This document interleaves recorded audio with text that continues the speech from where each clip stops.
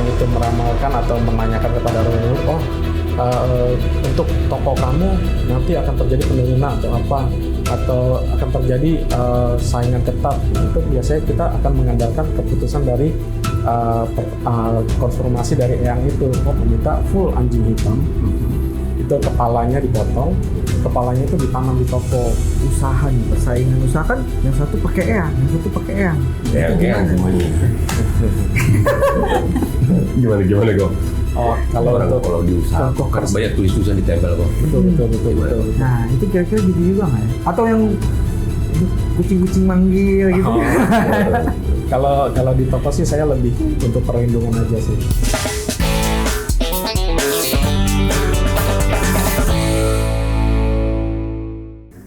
Sering ditolong bahkan disembuhkan oleh kepercayaan leluhurnya. Apakah itu serius kuasa yang menolong atau justru kuasa yang akan membinasakan? Sejak kapan nih Bapak yang namanya menggunakan jimat dan orang-orang kedukun itu untuk mendapatkan apa dan bagaimana? Boleh cerita? Oke.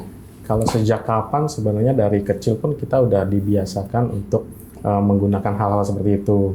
Jadi waktu kecil pun sering dibakarin suatu kertas jimat yang sudah ditulis dengan mantranya, dimateraikan dengan rupanya, entah itu dibakar, diminumkan, atau dibakar, abunya asapnya dihirup dihembuskan ke kita. Wow. Dari kecil pun udah dibiasakan. Sudah terbiasa ya. Nah, kita mau tanya lagi ini, ketika Bapak, Ibu berkeluarga, punya usaha, biasanya kan kita biar bagus penglaris. Nah, boleh cerita nggak? Ini kan itu biasa kita lakukan untuk pembukaan awal tahun. Kalau di tradisi kami awal Imlek gitu. Jadi ketika kita datang, kita tanya, Eyang, tahun depan ini bagaimana nih kehidupanku, kehidupan usaha bisnisku atau kehidupan keluargaku, akankah berjalan dengan baik? Kalau Eyang itu memanggil roh leluhur itu dan roh leluhur mengkonfirmasi, oh baik-baik saja, ya sudah kita bawa persembahan saja untuk terima kasih kepada leluhur 1 tahun ke belakang sudah disertai, dilindungi. Tapi kalau ramalannya itu akan terjadi ketidakbaikan atau malapetaka, nah itu yang kita takutkan. Biasanya kita akan bertanya, Eyang, coba tanya kembali kepada roh leluhur itu, entah dewa, entah orang-orang zaman itu, bagaimana yang harus kita lakukan? Biasanya Eyang akan memberikan solusi-solusi, entah itu membayar apa, atau membawakan buah, atau membawakan daging-dagingan, atau ritual apa yang harus dilakukan, itu kita nurut sama tuntunan Eyang. Entah berbeda-beda caranya. Teman-teman mungkin saat ini sedang butuh dukungan doa. Jangan pernah menyerah karena ada Yesus yang akan menjawabmu. Dan kalau kamu butuh, kamu bisa hubungi WhatsApp di 0822 15002424 atau kamu bisa telepon di call center di 0811991440. Akan ada tim yang selalu siap mendukung, mendoakan, dan mensupport kalian. Jadi bisa dibilang kalau ada sesuatu ada treatment khusus ya. Iya. Nah, tapi pertanyaannya sering memang terbukti dibantu. Begitu banyak sih kejadian yang kita alami dan anehnya kita dibantu dengan kuasa-kuasa itu gitu. Jadi waktu anak saya kecil sekitar umur 5-6 tahun, dia kalau malam tuh suka kaget-kagetan, susah tidur. Nah, kita nggak tahu kan kenapa ini, akhirnya kita bawa kepada Eyang seperti dia panggil leluhur, tanyakan, katanya, wah ini ada yang ajak main, kalau kata dia ini ada yang ajak main, nggak apa-apa, nanti saya berikan supaya roh yang ajak main itu nggak mengganggu lagi. Jadi dituliskan di atas kertas kuning itu, tuliskan entah mantranya saya nggak ngerti, lalu dimateraikan biasanya dengan dupa. Nah, dimateraikan dengan dupa, memateraikan. Setelah itu dilipat, nanti diberi kantong warna merah tuh. Diberi kantong warna merah, nanti ya setiap dia berangkat sekolah kita penitikan di di seragamnya. Oh, supaya tidak. Supaya ya tidak diajak diganggu lah ya. Nah, Betul. setelah dari pemakaian itu ya terjadi dia malam-malamnya sudah nggak ini lagi tidurnya anteng segala macam. Nah, akhirnya itu yang membuat kita kuasa Makin percaya. kuasa itu memang melindungi anak saya. Nah, kalau Jimat dari itu. istri, ada nggak pengalaman? Sama kah dari kecil atau setelah menikah doang taunya? Oh, dulu memang dari kecil juga udah kayak gitu. Oh sama. Sama, karena etnis ya mungkin. Oke. Coba ada cerita. Ada cerita Setelah berkeluarga. Setelah berkeluarga ya itu yang pas 2 tahun yang lalu atau 3 tahun yang lalu deh, saya lupa. 2022. 2022 ya. Ya, kebetulan pas lagi malam abis cuci muka, saya tuh kayak ngelihat bayangan putih gitu. Tiba-tiba mata saya kalau ditutup begini, saya cuci muka, saya bisa ngelihat orang. Tapi Gimana kalau sih? Jadi kalau misal ditutup, iya malah ditutup ngelihat saya orang. bisa ngelihat orang. Tapi kalau mata terbuka seperti ini, di sebelah kanan malah kayak ada kabut putih gitu menutupi. Jadi kan kalau baca untuk apa nggak kelihatan. Jadi kalau merem, Kayak katarak ya. Iya seperti itu. Tapi selaput tipis gitu. Oh iya. Jadi diperiksa di dokter pun bukan katarak, kata dia, bukan apa-apa katanya, nggak ada apa-apa Bu, katanya bagus katanya gitu. Tapi kan bingung ya, kok ngelihatnya nggak enak banget, makin lama makin parah gitu. Ya udah terus habisnya karena kita nggak tahu jalan keluar lain, kita datanglah ke eyang itu. Habis itu dikasih kayak apa itu ya, jimat itu, kertas digambar, disuruh bawa pulang, 3 terus kali. dibakar, lalu abunya diminum. jadi kayak gini nih contohnya. Iya, seperti itu. Bakar. Nah, Abunya, diminum. waduh. Aneh Waktu kan, itu airnya itu diminum. Jadi disiram pakai air panas kan udah dibakar tuh. Disiram pakai air panas, airnya itu yang bekas abunya itu, tunggu abunya sampai mengendap, baru diminum tuh airnya 3 Apa yang kali. terjadi? Sembuh. Wow. Nah dari situ kita percaya nggak percaya Makin kemana-mana, yakin ya. ke dokter-dokter katanya kan nggak ada apa-apa ya. Sampai profesor yang turun. Habis pemeriksaan saja habis belasan juta. Kita datang pun dia udah tahu, oh kamu kena ini atau kena itu, udah tahu. Makanya bener-bener deh. Tidak perlu cerita banyak, dia udah tahu. Itu mau tidak mau itu menggoda kita seolah-olah Iya. itu yang paling oke ya. Iya. Biasanya kan kalau kita ngomong ini, misalnya ini praktek okultisme. Kalau nggak datang-datang lagi atau kalau nggak ke situ lagi, ada masalah begitu nggak kira-kira? Kalau untuk di kasus saya nggak ada. Nggak ada ya. Masalah nggak ada. Misalkan udah lama nih nggak datang-datang lagi.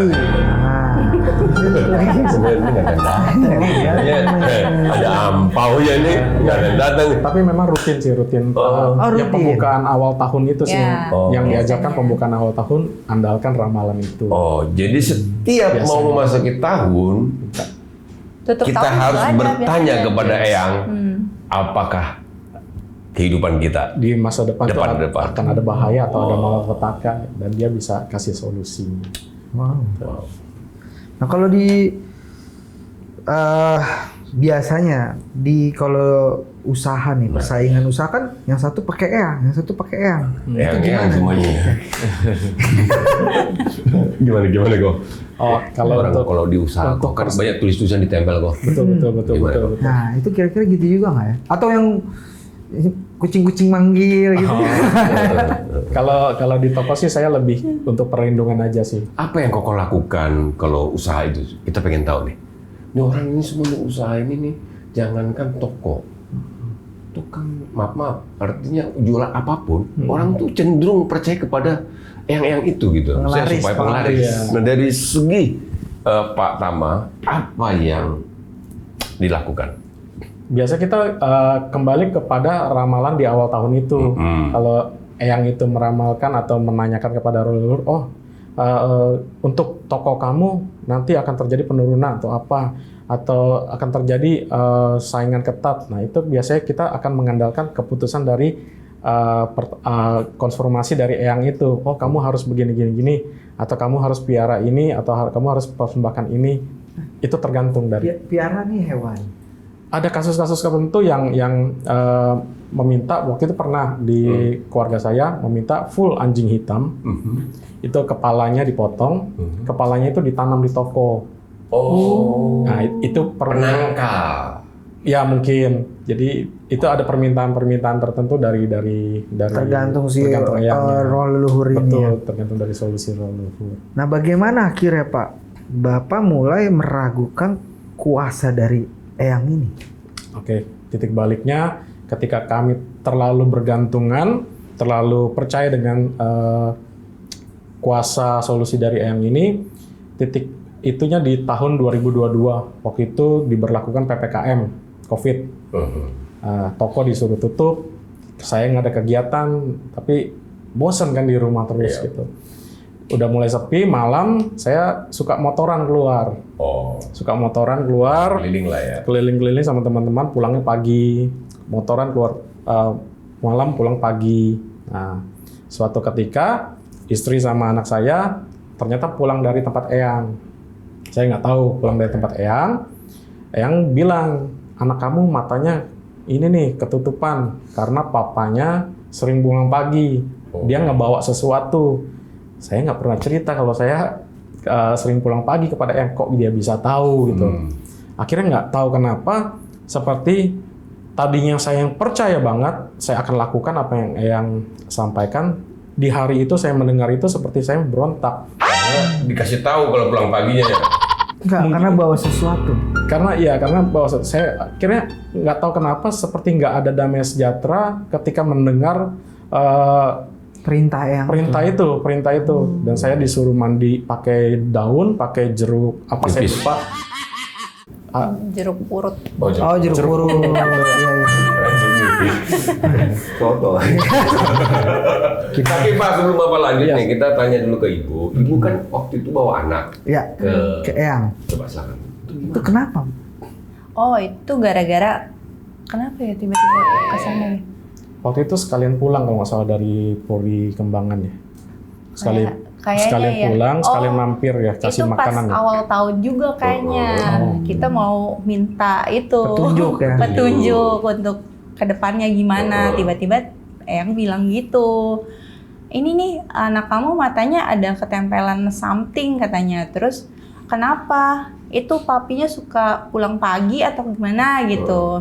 Itu deh, kamu kasih jeruk ini suruh mandi gitu. Si papinya. Papinya, biar dia nggak keluar-keluar malam lagi katanya gitu.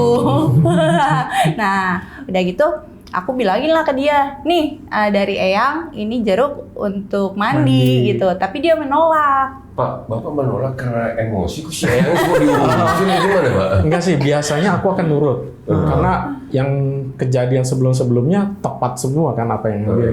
Biasanya aku akan menurut. Tapi nggak tahu perintah terakhir itu seperti aku nggak damai sejahtera untuk melakukannya. Mandi sih tetap mandi daun dan jeruk kita tetap. Cuma itu nggak damai sejahtera. Aku seperti ngedumel gitu. Dumel, nggak lama aku mandi. Waktu PPKM itu sering banyak bertumbuh podcast kan. Aku nggak kerja sampai begadang. Akhirnya ketemu satu podcast yang lagi rame saat itu, satu ex satanik. Dia sudah bertobat dan dia cerita kuasa-kuasa itu. Dia cerita kuasa-kuasa itu dan akhirnya saya relate. Oh iya ya, firman yang dikatakan saat itu ada jalan yang dianggap lurus, padahal ujungnya menuju maut. Aku masih ngeyelan, nggak inilah. Akhirnya kepikiran terus. Aku pikir, udahlah nggak usah mikirin. Gue cerita sama dia. Dia cuma YouTube, udah jangan nonton gitu-gituan, nanti lu mabok agama. Gitu. Oh lagi susah begini ya. PPKM itu lagi susah kan? Lagi nggak bisa kerja. Lagi tiba-tiba banget kan.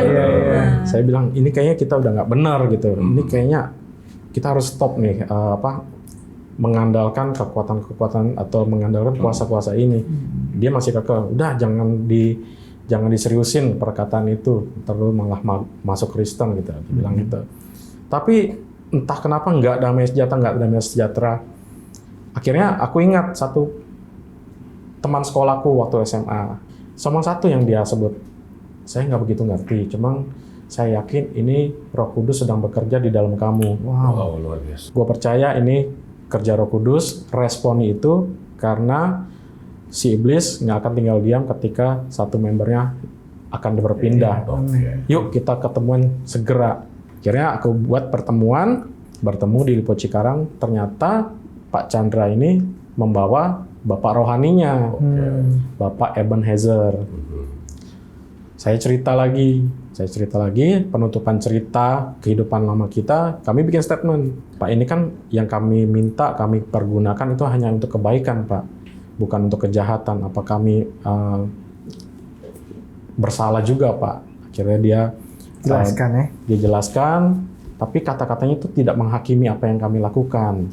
Ada Allah lain yang bisa juga melakukan kesembuhan, perlindungan, karena dia bilangnya istilahnya malaikat itu juga melakukannya karena malaikat itu disebut malaikat terang, juga melakukan perlindungan, kesembuhan atau mujizat lainnya. Oke Pak, di situ saya belum terlalu ini. Lalu kalau memang aku berhenti melakukan pemujaan atau kuasa-kuasa menggunakan kuasa-kuasa ini, apakah bisa saya hanya meninggalkan pola-pola ini lalu saya lanjutkan kehidupan ke hari-hari ke depannya dengan berbuat baik, tidak lagi melakukan itu? Jawabannya, kamu bisa timbang perbuatan baikmu dengan kejahatanmu kemarin. Aku diam, aku nggak bisa jawab. Lalu bagaimana, Pak?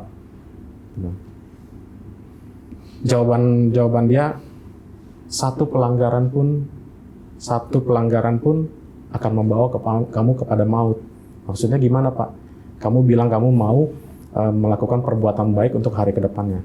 Senin kamu baik, Selasa kamu baik, Rabu kamu jatuh, itu sudah hilang semua kebaikan kamu. Oke, lalu bagaimana, Pak? Terima pengampunan dari Yesus. Pengampunan dari Yesus, kenapa harus Yesus, Pak? Akhirnya firman yang dikatakan bahwa Yesus adalah jalan, Yesus adalah jalannya, Dia adalah kebenarannya, dan Dia adalah hidup. Tidak ada seorang pun dapat datang kepada Bapa kalau tidak melalui Yesus. Kalau saya menerima pengampunan dari Yesus, lalu apa benar, Pak? Apa yang saya lakukan kemarin, apa yang saya pakaikan kepada anak saya, yang dia nggak ngerti apa-apa, saya jerumuskan kepada pelanggaran, istri saya ajak untuk minum jimat, apakah Yesus akan mengampuninya? Lalu Pak Eben berikan satu statement di Yesaya 44 ayat 22. Itu yang buat kami tertangkap dan kami tidak bisa berargumen lagi. Di Yesaya 44 ayat 22 itu, aku telah, dibuka dengan ayatnya, aku pikir kalau udah aku telah mengampuni dosa pelanggaranmu, dan ditutup, berbaliklah, aku telah menebus engkau. Wow. Di situ aku nggak bisa ini lagi, aku nggak tahu itu firman Yesaya 44 ayat 22 itu kuat banget menangkap aku. Bicara kepada hati Bapak. Bicara, karena aku telah menebus engkau, kembalilah kepadaku. Akhirnya Pak Eben tawarkan, kamu mau terima pengampunan? Mau, Pak. Kamu mau terima Yesus? Akhirnya saya diskusikan sama istri, nih, kita udah salah. Kita mau nggak sore ini kita terima pengampunan dari Yesus? Dia setuju. Akhirnya kami dituntun untuk terima Yesus. Akhirnya aku ditawarkan, dan kamu belajar saja pola hidup kerajaan Allah. Dikasih bukunya, kamu mau belajar? Mau, Pak. Kalau mau, oke, kita bikin perjanjian, 1 minggu sekali kamu datang ke Lipo Cikarang. Baik, Pak. Untuk minggu depan, kamu bawa semua peralatan jimat kamu, peralatan okultisme kamu. Oke, Pak. Akhirnya minggu depan kami bertemu di aula gereja, itu jimat, itu kantong jimat, segala macam. Berapa banyak, Pak? Sekarang? Nggak banyak sih, paling sekantong sih, Sekantong. sekantong. Karena itu diperbarui terus. Oh, yang lama selesai berarti ya. Update. Itu diperbarui terus. Nah itu sama Pak Eban di depan aula gereja dibakar. Oke. Akhirnya setelah kita memasuki pendidikan pola hidup kerajaan Allah, ya itu aku baru tahu ternyata apa yang kami anggap baik, apa yang kami anggap perlindungan, itu ternyata ujungnya maut, diangsal. Maksudnya. Lalu mengapa kami harus menerima kuasa Yesus? Karena ya cuma darah Yesus yang bisa membawa kami kepada perkenanan Bapa di sorga. Para penonton yang rindu keluarganya diubahkan atau mereka bisa terbebas dari segala problematika hidupnya dan mereka bisa punya kekuatan. Kita minta untuk teman-teman yang mengalami itu bisa telepon atau juga WhatsApp. Kalian bisa WhatsApp ke nomor ke 0822 15002424 atau bisa juga telepon ya Bang. Iya. Kemana Bang? Telepon layanan doa kita 24 jam. Call center kita 081199142440. Ada hamba Tuhan yang akan berdoa buat saudara. Jika Anda saat ini sedang galau, Okultisme itu mempengaruhi pola pikir kita, mempengaruhi apa yang kita mau tuh jadi yang jahat. Sebenarnya aku juga tertangkap waktu itu di bulan Mei itu ada pikiran untuk menyia-nyiakan istri, menyia-nyiakan istri. Tapi puji Tuhannya Tuhan tangkap sebelum aku melakukannya. waktu naik motor itu kali ya? Ya, jadi pergaulan naik motor memang begitu. Iya. Jadi aku ditangkap Tuhan sebelum aku melakukannya, sebelum aku mempunyai rencana lebih jauh lagi. Tuhan tangkap, aku pun cerita dengan istri. Waktu itu aku pernah punya pikiran seperti itu.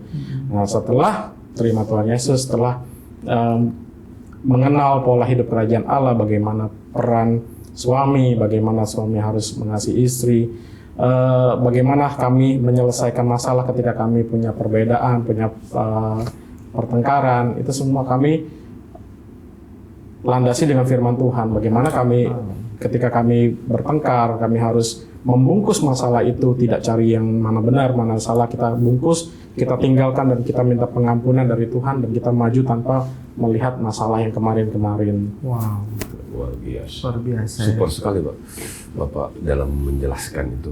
Jadi memang dari pengenalan akan firman itu Pak, dari itu Bapak mengerti bahwa keluarga ini adalah desainnya Tuhan ya. Yes. Wow, dan semakin bagaimana kepala keluarga ini seperti minyak turun dari atas keluarganya. Kalau ibu apa yang Perubahan apa? Paling terasa Dari sisi- mengenal akan Yesus membuat kan ibu. pasti kan gini. Ya tetap kalau uang mah tetap nggak baik ya. Setoran harus lancar ya. Itu tetap. Maksud saya adalah sikap hati. Merespon dari Bapak bilang ya. Gimana Ibu? Ya, jadi lebih apa sih dia kayak jadi lebih mau bantuin istri, lebih mau apa? Lebih sabar kalau lagi marahan juga cepet baiknya gitu. Iya, karena kasih itu ya Bu. Ya? Iya. Kalau untuk bisnis, aku boleh kesaksian.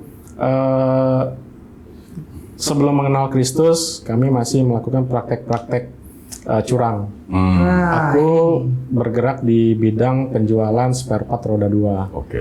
Jadi kalau boleh jujur, banyak pedagang yang akal-akalan, main curang, ganti kemasan. Nah, itu. Setelah kami mengenal firman Tuhan, itu kami tinggalkan. Banyak pola-pola seperti itu yang membuat kami, aduh, nggak damai sejahtera saya menjual barang-barang seperti ini. Kata firman Tuhan kan katakan, jika ya, katakan ya, jika tidak, katakan tidak. Selebihnya adalah perbuatan si ular tua, si jahat. Bang merasa rugi. Iya Pak. Omsetnya berkurang, keuntungannya berkurang. Nah, itu secara kedagingan saya pikir, waduh kalau begini terus, kesejahteraan kami makin merosot. Tapi firman Tuhan yang menguatkan kami, walaupun jasmani kamu semakin merosot, tetapi kerohanian kamu makin menaik. Karena kesusahan yang kamu alami sekarang itu tidak sebanding dengan kemuliaan yang akan dinyatakan kelak. Tapi memang seperti Pak Tama bilang bahwa pengenalan akan Yesus membuat keluarga kita semakin cinta dan karena keluarga adalah desainnya Tuhan. Seperti The Parenting Project. Kita saksikan. The Parenting Project. Gereja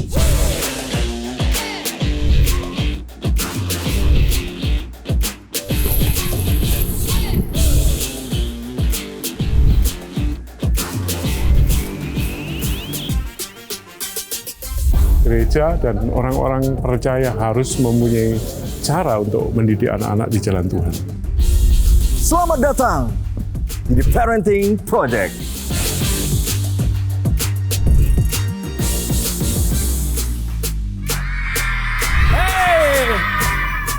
Let's go! Mana ada tempat barbeque samping sini? For me, wait for me.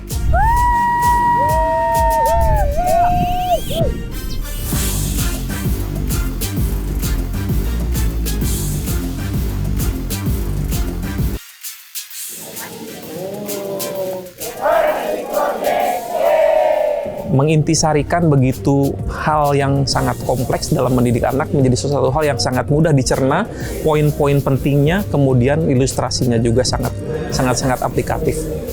Yang dulunya suka main fisik, anaknya salah ngomong dipukul. Sekarang nggak ada, sekarang berubah.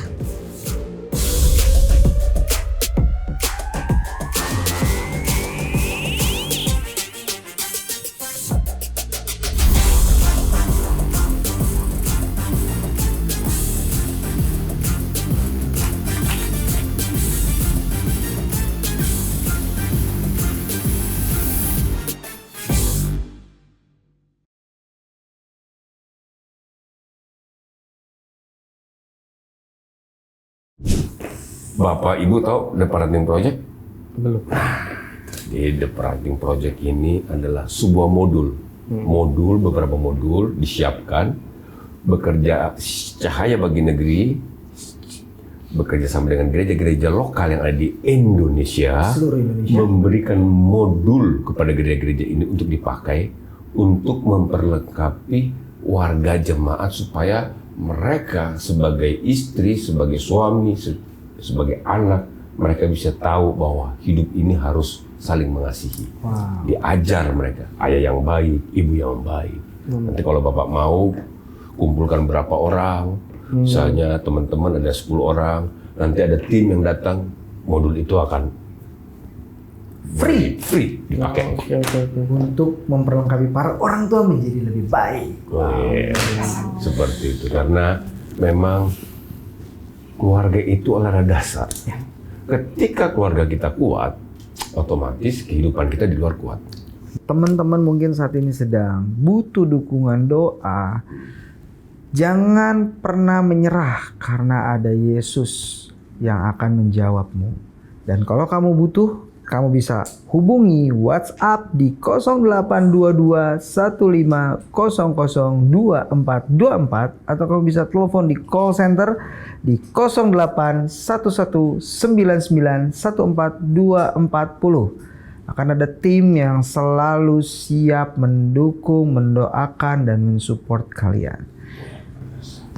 Terakhir, kita akan kasih kesempatan kepada Bapak nih, terakhir. Pada Bapak. Oh, Bapak. Orang yang terikat dengan jimat-jimat, Pak, sampai hari ini apa baiknya yang Bapak harus katakan kepada mereka?